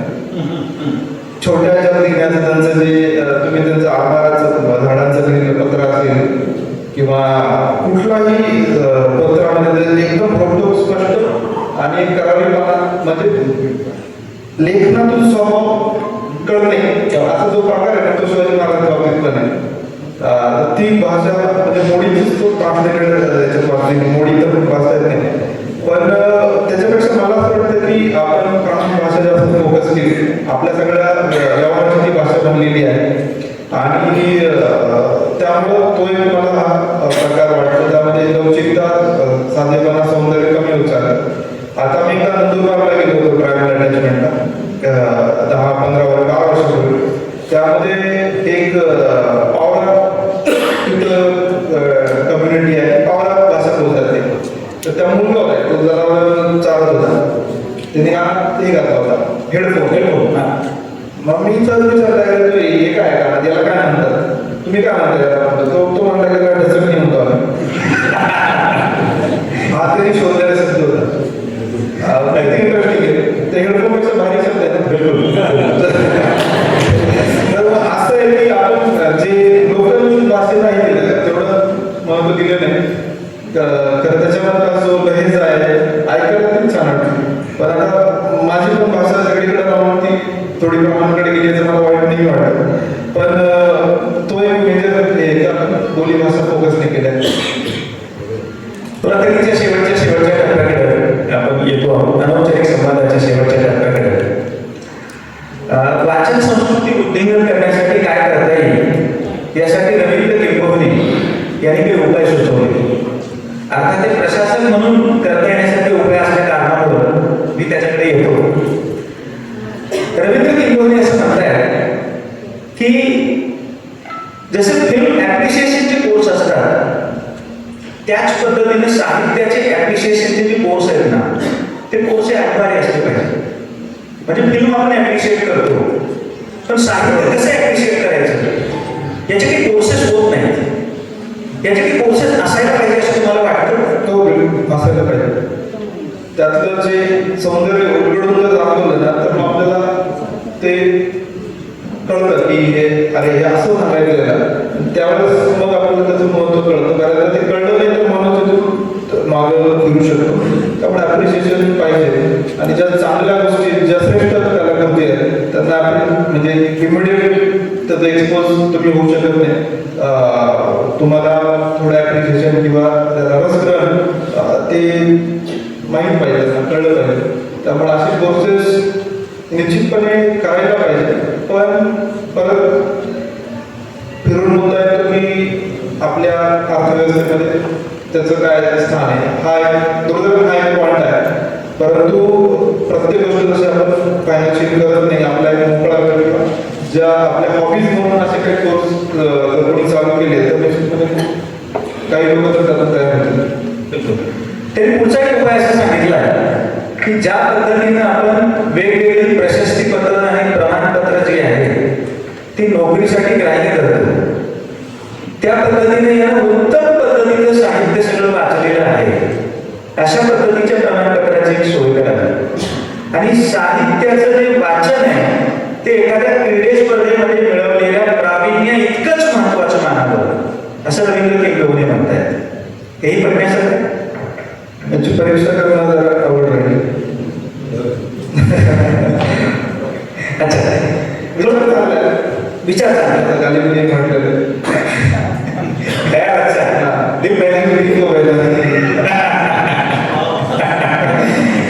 त्यांच्या एका शेवटच्या उपायाकडे मी येतो. ते असं म्हणताय की विशेषत्वाने जे प्रशासकीय अधिकारी आहेत त्यांनी आपले जे सबऑर्डिनेट आहेत त्यांना आणि जे राजकीय पक्षाचे नेते आहेत त्यांनी आपल्या कार्यकर्त्यांना पुस्तकं वाचणं जे आहे ना ते पुस्तकं वाचण्याची सवय लावण्यासाठी काहीतरी वेगळे प्रयत्न केले पाहिजे. प्रशासकीय अधिकाऱ्यांनी त्यांची जे कोणी सबऑर्डिनेट असतील त्यांना म्हणजे आठवड्याची मीटिंग असताना किंवा महिन्याभराची मीटिंग असताना याचं काय झालं त्याचं काय झालं त्याचं काय झालं असं वेगवेगळ्या समस्येच्या अनुषंगाने जशी चर्चा होते तशी त्यामध्ये पुस्तकाच्या पण अनुषंगाने चर्चा व्हावी अशी किंबहुने सर म्हणताय. याच्याबद्दल नाही जे लोक खूप कामात आहेत त्यांच्यासाठी जे कमी कामात त्यांना जर भार दिला तर जास्त आम्ही असं करत असतो. आमच्या बऱ्याचशा अधिकाऱ्यांची चर्चा करतो प्रवासात काय वाचले अलीकडे पण त्याला सिस्टमिक स्वरूपात करून जरा मला माहित नाही किती कारण ऑलरेडी ओव्हरबर्डन असताना या गोष्टी काम करणं जरा डिफिकल्ट झालं. नाही ही नोंद मी यासाठी पण सांगत होतो की जरा बंगालमध्ये आणि विशेषत्वाने केरळमध्ये आपल्याकडं एकीकडं आपण आपलं राज्य हे खूपच पुढे आहे आपली संस्कृती पुढारलेली आहे वगैरे म्हणतो. बंगालमध्ये माझ्या वेगवेगळ्या मित्रांच्या माध्यमातून मी जेव्हा चर्चा करतो तेव्हा बंगालमध्ये साधारणतः प्रत्येक गावामध्ये तुम्हाला पुस्तकाचं दुकान दिसेल पुस्तकाचं वाचनालय दिसेल आणि पुस्तकांवरती गप्पा मारणारी माणसं सुद्धा दिसतील. हीच परिस्थिती त्यांची केरळमध्ये सुद्धा आहे की केरळमध्ये सुद्धा वाचणाऱ्या लोकांची संख्या महाराष्ट्रातल्या लोकांपेक्षा जास्त आहे. तर त्यातलं एक महत्वाचं माझं मत थोडं वेगळं असेल. मी काही गावात तिथले बघितलेले आहे. केरळच्या बाबतीत निश्चित मी सहमत आहे पण बंगालच्या बाबतीत तर मला काही असं दिसलं नाही. कोलकाताच्या बाबतीत आहे. कोलकात्याच्या बाबतीत शेवटच्या मुद्द्याकडे मी येतो. आता आपण रॅपिड फायर घेणार आहोत आणि हे जे रॅपिड फायर आहे त्यातल्या कुठल्या तरी एका गोष्टीची निवड करायची आहे. हा रॅपिड फायरसाठी पहिला प्रश्न मी जो घेतला आहे तो या पद्धतीचा आहे. दोन्ही पण असं नको उत्तर म्हणजे डिप्लोमॅटिक उत्तर नको अशी एक विनंती मी तुम्हाला करेन. ललित साहित्य की वैचारिक साहित्य? ललित साहित्य. ललित साहित्य. ललित साहित्यामध्ये कविता की कादंबरी? कविता. तिसरा प्रश्न आहे, पडद्यावरचं वाचन का कागदावरचं वाचन? पडद्यावरचं कागदावरचं. स्क्रीनवरचं वाचन. पुढचा प्रश्न आहे माझा, हा थोडासा याचं उत्तर मला तुमच्याकडनं म्हणजे मी जास्त उत्सुक आहे उत्तर ऐकण्यासाठी. वर्धा की नांदेड?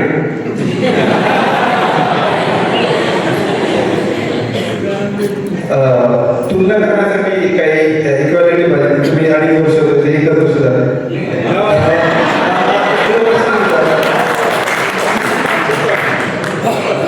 याचा अर्थ 1.5 वर्षानंतर अजून तुम्हाला ते करावं लागेल, संवाद ठेवावा लागेल, असा प्रकारचा ते पॅरिटी पाहिजे ना तुलनेला. अजून याला जोडूनच असणारा एक पुढचा काहीसा अत्यंत म्हणजे काहीसा वेगळा वाटेल पण थोडासा मला महत्वाचा वाटणारा प्रश्न आहे. तो या पद्धतीचा आहे की जेव्हा आपण वाचन साध आणि प्रतिसाद असं म्हणतो आहोत, आपल्या या कार्यक्रमाचं नाव वाचन साध आणि प्रतिसाद असं आहे, तर अशा वेळेस वाचनासाठीचं पुस्तक आणि त्याच वेळेस पाहण्यासाठीचा सिनेमा, दोघांपैकी एकाची निवड करायची. ते डिपेंड करायला तुझी कुठली.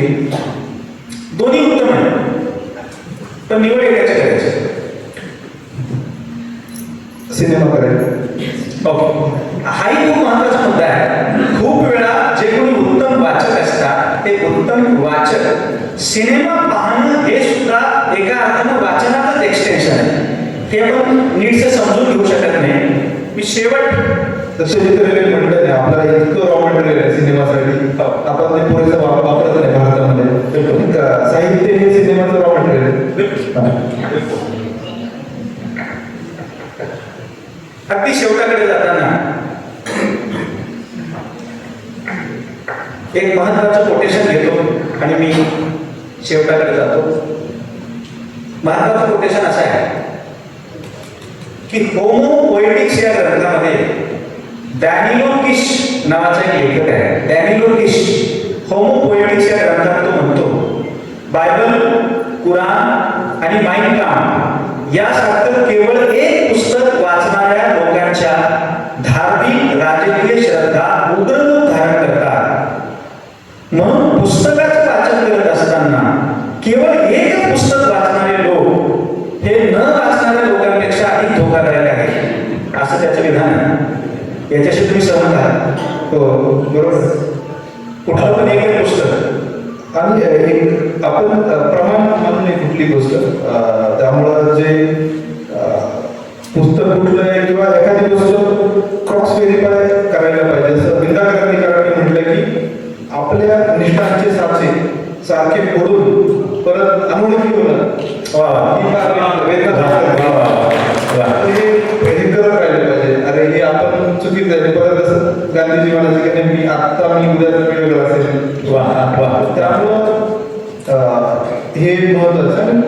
क्रिटिकल अँगल पाहिजे. जसं आपण कुरुंदरांना मानतो, क्रिटिकल त्यांचा अँगल होता की तर्क, परखड विश्लेषण, तर ते पाहिजेच नाही. लिंदांची जे कविता आहे ॲडम आणि ईव्हवर, की तिला म्हटलेलं असतं की तुम्ही सफरचंद जर खाल्लं तर ते विनाश होईल किंवा काय काय असं होईल, ते खाऊ नको.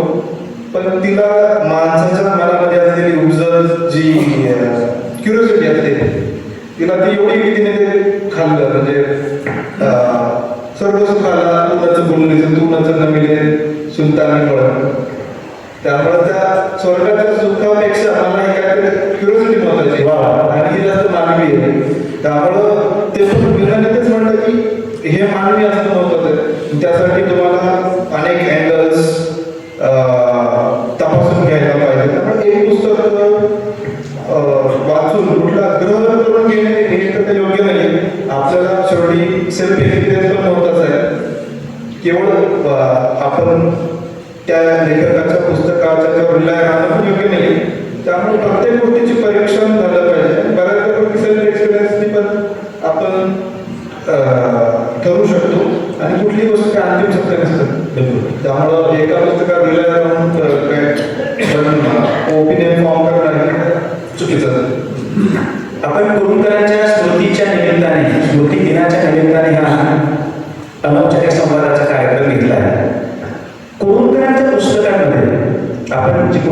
पुस्तकं वाचली असतील, त्यामध्ये सगळ्यात आवडीचं पुस्तक कोणतं आहे? धारावी काढणं आवडलेलं कारण ते मी अभ्यासाच्या वेळेस वाचलं होतं. आणि सुरुवातीला श्रीमान योगीची जी प्रस्तावना लिहिलेली आहे ती प्रस्तावनेचे पुस्तक आहे त्यामुळं ते पण मला प्रचंड आवडलं होतं. कारण बऱ्याचदा शिवचरित्राच्या बाबतीत आपण चौथीच्या पुस्तकावरच मला वाटतं सगळा महाराष्ट्र त्याच्यावर अवलंबून आहे. पलीकडं काय केलेली नाही. तर ती प्रस्तावना फारच सुंदर वाटते. नारायणी काळ आज काही जागरमधलं असं चाललेलं आहे. आणि त्यांचं आता अलीकडे जे नाट्य सादरीकरण जे केलेलं आहे ते पण फार सुंदर आहे. परंतु मेन त्यांचं होतं की क्रिटिकल अनालिसिस प्रत्येक गोष्टीचं ही फारच म्हणजे अफाट गोष्ट आहे. धन्यवाद. एक कवि ऐसा म्हणतो, एक आदमी के भीतर होते हैं अनगिनत आदमी, एक आदमी के भीतर होते हैं अनगिनत आदमी, लाख कोशिश करो तो भी ना हो सकते हैं हर एक से रूबरू. म्हणून एका माणसामध्ये इतकी माणसं दडलेली असतात, एकामध्ये इतकी व्यक्तिमत्व दडलेली असतात. तासाभराच्या अनौपचारिक संवादामध्ये काय काय शोधून काढू शकतो किंवा कशा कशाचा उलगडा आपण करू शकतो. पण कवितेवरती निरातिशय प्रेम करणारा असा हा प्रशासकीय अधिकारी जर कधी नांदेडबद्दलची माहिती सांगण्याची वेळ आपल्यावरती आली तर कोणतं नांदेड? ते नांदेड जिथं गुरुद्वारा आहे, ते नांदेड जिथं नरहर कुरुंदकरांचं स्मारक आहे, ते नांदेड जिथे ग्रेसला मिठीत घेणारे राहुल कर्डिले हे जिल्हाधिकारी आहेत. ही आपल्या नांदेडची ओळख. आणि मित्रांनो, वाणीची तलवार घेऊन रणात उतरणं फार सोपं असतं. वाणीची तलवार घेऊन रणात उतरणं खूप सोपं असतं. अवघड असतं अलवार होऊन आपल्याच मनात उतरणं. आणि आपल्या मनात अलवार होऊन उतरणारी जी माणसं असतात ती माणसं ही खऱ्या अर्थानं आपल्याला दिशा दाखवणारी आणि आशा जागवणारी माणसं असतात. इतका निराशेचा काळ भोवताली आहे की आपल्याला कळत नाही कुणाकडे पाहावं. माझ्या विद्यार्थी मित्रांना मला विनंती करायची, तुमच्या आयुष्यात तर खूप निराशा आहे असं तुम्हाला वाटतं. फेब्रुवारी महिना असल्यामुळे तर जास्तच आहे असं तुम्हाला वाटतं. तुम्ही एक गोष्ट लक्षात ठेवा, बोटच पकडायचं असेल तर कोणाचं पकडायचं, हातच पकडायचा असेल तर कोणाचा पकडायचा आहे, आणि मिठी घ्यायचं असेल तर कोणाला घ्यायचंय, या सगळ्यांची उत्तर तुम्हाला लक्षात आले आहे. म्हणून सिनेमामध्ये आर.के. स्टुडिओ आहे. तुम्हाला माहिती आहे, राज कपूर यांच्या नावाने आर.के. स्टुडिओ असं ओळखलं जातं. प्रशासनामध्ये पण एक आर.के. स्टुडिओ आहे, राहुल कर्डिले स्टुडिओ. म्हणून तुम्हाला या आर.के. स्टुडिओला समोर ठेवून आपल्या आयुष्याची वाटचाल करत पुढे जावं लागेल. आर.के. स्टुडिओला रणजी पेंढारकरांनी 5,000 रुपये दिले तेव्हा. पृथ्वीराज कपूर नाही म्हणत होते, त्यांनी त्याला द्यायला अशा खूप अगदी छोट्या छोट्या ज्या नोंदी आहेत ना, त्या नोंदीतनं कर्डिले सर घडत गेलेले आहेत. म्हणून मला वाटतं प्रशासनामध्ये अशी तरतूद असते का नाही मला माहित नाही, पण केवळ 3 वर्ष हे नाइंसाफी आहे. आणि म्हणून मला वाटतं कर्डिले सरांसारखे जे अधिकारी आहेत ते अधिकारी खरं तर प्रत्येकच जिल्ह्याला मिळायला पाहिजे, पण नांदेडला जास्तच मिळायला पाहिजे. असा आग्रह करू, एकदा जोरदार टाळ्या आपण वाजवूया.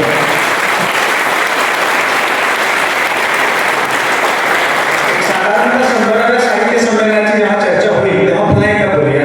धन्यवाद, आभार. एकच मिनिट, मी आभारासाठी श्यामल भक्ती यांना अशी विनंती करतो की आभारासाठी श्यामल भक्ती यांनी या ठिकाणी यायचं आहे. सगळ्या श्रोत्यांना विनंती करतो की आपण स्थानापन्न करायचं.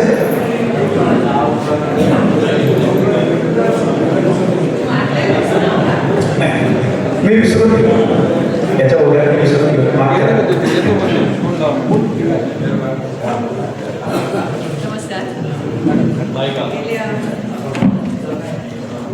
गेल्या तासभरापासून आपण कर्डिले सरांना ऐकतो आहोत. असं वाटत नाही की आपण प्रशासकीय अधिकाऱ्यांना ऐकतो आहोत. असं वाटतं की एका साहित्यिकाचीच मुलाखत चालू आहे. विश्वासाने मुलाखत खूप छान दिली आणि कर्डिले सरांना तर आपल्याला मार्गच दाखवला आहे. जीवनावर प्रेम करायला माणूस जीवनावर जेव्हा प्रेम करतो ना तो साहित्यावर प्रेम करतो आणि साहित्यावर प्रेम करायला लागला की जीवनावर प्रेम करतो. संवेदनशील असला की समाजाचे प्रश्न सगळे चटकन समजतात आणि समजले की माणूस ते सोडवायचा प्रयत्न करतो. कर्डिले सरांचं व्यक्तिमत्व असंच आहे. खरं ही मुलाखत ऐकताना आश्चर्याचे धक्के बसत होते मला की आम्ही असं समजत होतो की प्रशासकीय अधिकारी म्हणजे फक्त टेक्निकल जास्त असणार, पण साहित्य ज्या तऱ्हेने आणि ते सुद्धा ग्रेस उलगडून त्याने दाखवला. खरंच अगदी आश्चर्यकारक अशा पद्धतीने तुम्ही ग्रेसला उलगडून दाखवला.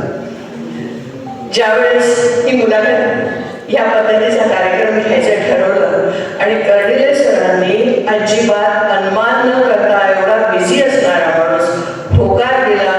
सर, आम्ही तुमच्या ऋणातच राहू इच्छितो. आभार मानण्याची माझी खरं तर इच्छा नाही आहे, पण एक कारण आम्हाला असं वाटतं की तुम्ही वारंवार इथे यावं. आभार मानलं तर तुम्ही दूर जाता. तुम्ही वारंवार इकडे यावं, वारंवार तुमच्याशी गप्पा व्हाव्यात, वारंवार हा संवाद सगळ्या नांदेडकरांशी व्हावा. पण एक औपचारिकता म्हणून फक्त आभार मानले सर आपले. खूप खूप धन्यवाद. विश्वासाने मुलाखत खूप छान घेतली, खूपच सुंदर घेतली, त्याबद्दल विश्वासाचे धन्यवाद. आणि आपण सर्वजण या कार्यक्रमाला उपस्थित राहिलात. सायन्स कॉलेजचा स्टाफ, सामने सर, खिल्लारे सर, सगळा नॉन टीचिंगचा स्टाफ यांनी हा हॉल, काल पूर्ण काम झालेलं नव्हतं, हा हॉल 7-8 तासाच्या मध्ये हा पूर्ण तयार केला. आणि एका अर्थाने या हॉलच्या उद्घाटनाचाच हा कार्यक्रम आहे. साहित्यिक जिल्हाधिकाऱ्यांकडून हे उद्घाटन व्हावं यापेक्षा मोठी गोष्ट कोणती असू शकते. आपण इंटरडिसिप्लिनरी म्हणतोय. सायन्स कॉलेजच्या या हॉलला पूर्वी आम्ही शिकत असताना या अशा सगळ्या गोष्टींची सवय होती. नंतर ही सवय थोडीशी कमी झाली आणि फक्त मग टेक्निकल गोष्टी, केमिस्ट्रीचे म्हणा किंवा ॲग्रिकल्चर असे म्हणा, अशा सगळ्या सायंटिफिक गोष्टींचीच मग या हॉलला सवय व्हायला लागली. आजपासून पुन्हा एकदा साहित्याने सायन्समध्ये प्रवेश केला असं आपण समजूया. डिसिप्लिनरी हे सगळे काय म्हणतात त्याला विषय पुन्हा एकदा सायन्स अँड पीपल्स कॉलेजचं एकत्रीकरण झालं औपचारिकरित्या असं आपण समजू.